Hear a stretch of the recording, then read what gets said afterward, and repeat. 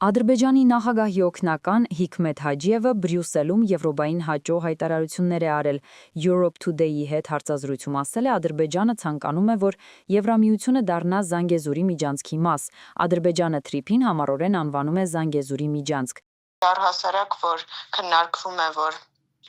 Մեղրի ճանապարհ եւ ընդհանուր կոմունիկացիաների բացումը կօգնեն Չինաստանը կապել Եվրոպայի հետ, դա նոր բան չէ, դա պարտադիր չէ կիրառել բնավ Զանգեզուրի միջազգ արտահայտություն, ավելին ոչ մի կարիք չկա դա կիրառելու,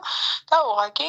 ընդհանուր ռեգիոնալ տարածաշրջանային կոմունիկացիաների բացման ծրագիր է, որից բնականաբար շահելու են տարբեր կողմեր, այդ թվում Չինաստանը, այդ թվում Եվրոպան եւ այլ շահագրգիռ կողմեր։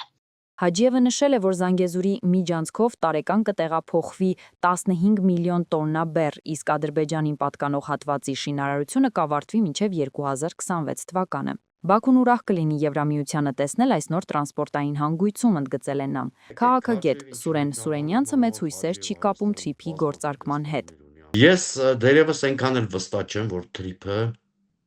անպայման կգործարկվի, մի հատ էլ որպեսզի քննարկվեն դրա շահագործման պարամետրերը կամ մասնակիցների կազմը, եկեք սպասենք իրադարձությունների զարգացմանը։ Մեր համար լավագույն սցենարը այն կլինի, որ այս գլոբալ հակադրությունը վերանա եւ նաեւ այդ թրիփի կամ Սյունիքով անցնող ճանապարհի հարցով Միացյալ Նահանգներն ու Ռուսաստան ինչ-որ կոնսենսուսային կոմպրոմիսային լուծումներ գտնեն։ Հիկմեթ Հաջիևը Europe Today-ի հետ հարցազրույցում ժխտել է այն ենթադրությունները, թե Ադրբեջան օգտագործվում է Ռուսաստանի դեմ արևմուտքի պատժամիջոցները շրջանցելու համար։ Հաջիևը մատնանշել է Ռուսաստանի հետ Հայաստանի աճող առևտուրը, ըստ էության ակնարկելով Հայաստանի ռուսամետությունը, մոռանալով, որ Ռուսաստանի ապրանքաշրջանառությունը Ադրբեջանի հետ Հայաստանին գերազանցում է։ Արևմուտքի ջանքերը հասնել Ռուսաստանի տնտեսության լիակատար փլուզմանը ու նրա միջազգային մեկուսացմանը դատապարտվել են, հետևաբար այս անիմաստ է մեկը մյուսին մեղադրելը, բոլոր հնարավոր գործընկերներին էլ,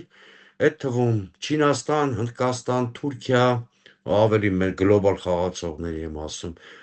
նաև Հայաստանին, Ադրբեջանին, Վրաստանին, բոլորին էլ Ռուսաստանը կարողացել է բոլոր այդ հարաբերություններում էլ սողանցներ գտնել եւ այդ սողանցներից օգտվելով շրջանցել հարաբերության պատժամիջոցները։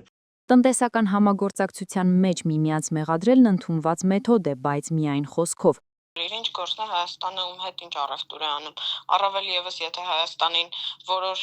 ճակերտավոր քաղաքասարակության ներկայացուցիչների միջոցով հաշտության եւ բարիդրացիության ուղերձներ է հղում, ապա ինչ խնդիրն է, թե Հայաստանը ում հետ ինչ տեսակ ապրանքաշրջանառություն ունի, այսինքն մշտապես Հայաստանը ապրում է իր ուղեղում որպես հակառակորդ երկիր, որին փորձում է ամեն ձևով ինչ որ թիրախի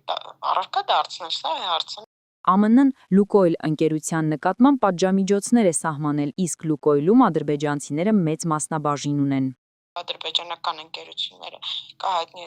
Ալեկ Պերովը եւ այլ ադրբեջանցիներ կարկառում, որոնք տեղ հսկայական գումարներ են աշխատում եւ նրանց նկատմամբ էլ փաստացի ուղիղ սանկցիաներ են աշխատել, ընդ որում Մեծ Բրիտանիան եւս սանկցիաներ է կիրառել, ուստի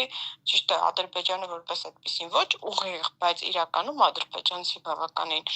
աչքի ընկնող գործարարներ այդ սանկցիաների լիստի մեջ մտել են։ Նուբար Աֆեյանի ֆինանսավորմամբ IT ոլորտի մասնագետների ներգրավմամբ քննարկվում է Հայաստանում տվյալների հավաքագրման մեծ բազա ստեղծելու հարցը։ Տաթև Հայրապետյանը նկատում է, որ անգամ այս հարցին է Հաջիևը խանդով վերաբերվել, ասելով, թե Ադրբեջանը ունի բոլոր ռեսուրսները տվյալների հավաքագրման կենտրոն ստեղծելու համար։